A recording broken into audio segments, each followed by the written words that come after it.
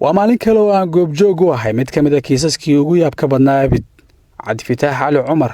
waxa uu dhawaan ka soo muuqday warbaahinta isaga oo la xiriirinaya dhac uu kala yeelay haweenka laakiin xafiiska xeer ilaalinta ciidamada qalabka sida ayaa maxkamadda ciidamada la keenay eeda kale oo ay ka mid yihiin argagixisanimo kufsi iyo isku daydil midii saddexaad dhaca magaalada oo muxuu ahaay aan ka dhacay moobilada oo lagu soo eedeeyay waxba ka jira waxna kama jiraan waxa ka jira inta aniga aan ogahay oo kiis ah 30 kiis waay aniga ii qoran oo meel iigu yaal hadii qof bini'aadan igu sheegtay inaan si diyaar aan u ahay tirada haween ee dhibanaha u ahaydaynaha ee ay diiwaan galiyeen saldhigga booliiska Hodan ayaa ka badan 60 dumar ah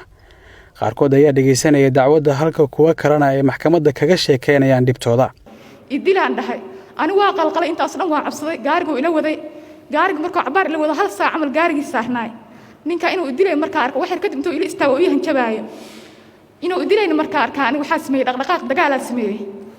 daaqada fur waa soo celiyay markuu soo celiyay meesha oo afduubta meel u dhow igu soo celiyay markuu igu soo celiyay meesha wuu istaagay gaariga meel istaagsaday daaqada furo ma daaqada lugta ka ritaani daaqada marka lugta ka ritay waa qayliyay marka qayliyay ninkan gaarigiisa wato oo la cararay an gaariga ka dhacay wuxuu iga qaatay laba telefoon iga qaatay mid G4 Plus waaye midna waxa waaye A22s waakaas isla markuu afduubtana marka oo soo ardo markaas wiila oo imaado meel joogay booliska iyo wacaadaha booliska lambarka 99 hal soo wacay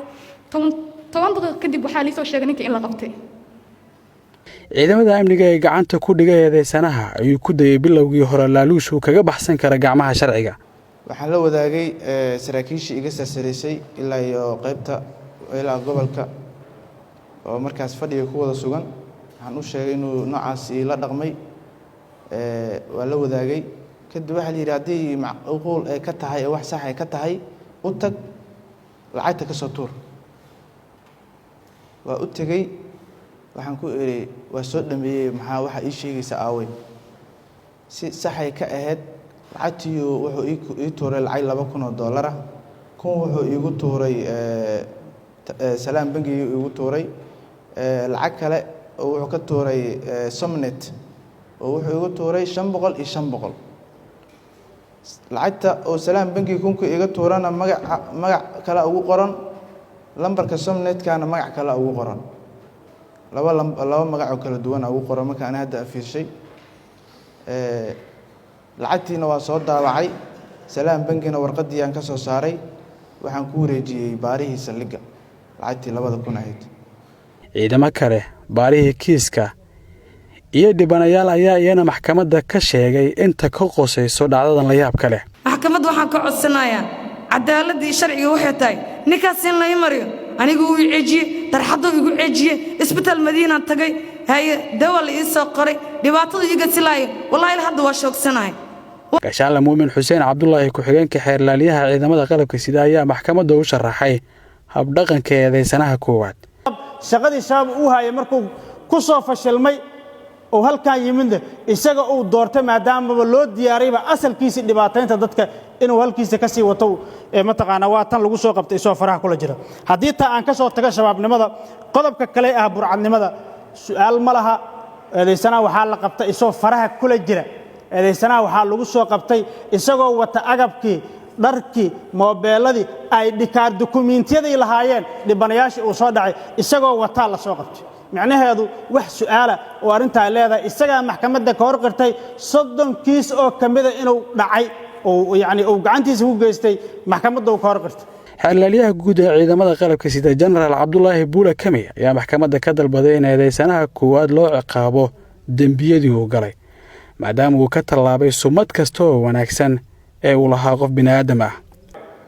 Kenya waxa uu ka hay way cajiib waxa ah erayada qiraalkiisa uu ku sheegay oo uu leeyahay masaajid baan waxaan ka ahaa khatiib imaam baan ahaa qofka bini'aadamka xad buu dhaafaa dhinacii diinta mid ay celinaysa maahan ilaa xad uu gaaray khatiib inuu noqdo maantana inuu dadka dhaco gabdha inuu kufsado xaraan ku kufsado dariiqa dhexdiisa waxaasoo dhan waxay ku muujisay shakhsiyad wax reebaya wax ka reeban aysan jirin inuu leeyahay inuu dadka dilaan taas waa wax cad saadagteed maxkamadda sharaf kale waxaan weydiisanayaa in ciqaabta u qalanta oo qodobada aan ku soo eedaynay ee aayaadku ay qorayaan in lagu xukumo eedaysana cabdifataax eedaysanaha labaad eedda waxaa khaldan qodobka burcad asaga kumaanaan eedayn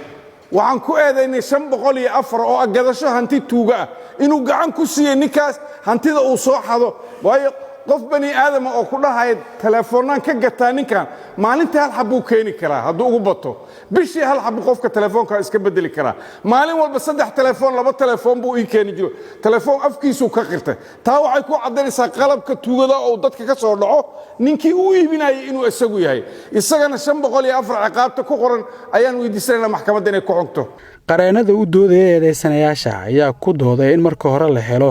cid ka baxsan cidda dacwoodaha ah iyo la dacweeyaha halka eedeysanaha labaad aan dembi looga dhigin dhaqan ka jira suuqyada Muqdisho waxaan codsanayaa maxkamaddu in aysan aqbalin cabdifataax qodobka lagu eedeynayo oo ah shabaabnimo sababtuna ay tahay caddayla'aan ajligeer in aysan aqbalin codsiga xeer ilaalinta haddii aan u gudbo qodobka 484 حاشا لله يا عبدي وحو قرتي إنه ضد لعي هنتي تورانا قاتي هديب أو قلالي هاي وحن عطسنا يا إن لا فيرشو قضبك أفرتناد أو متغان إن أو بقلالي هاي دنبك إن أو قيستي بريغانا وحي لقول لي هاي أي حقوق iyo ma raahul qudaatu wax allaale iyo wixii qaaliyaalku ay ma taqaan maslaxad u arkaan adooba qiraal yahay in lagu oofiyo arinta dhaca muwakkilkiigu wuxuu ogal yahay 30 mobile inuu qaatay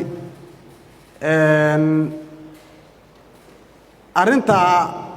wuxuu ka ogol yahay 30 mobile ma jiraan 63 qof mise 65 qof ay dhac loo geystay xafiiska calaamadda leeyin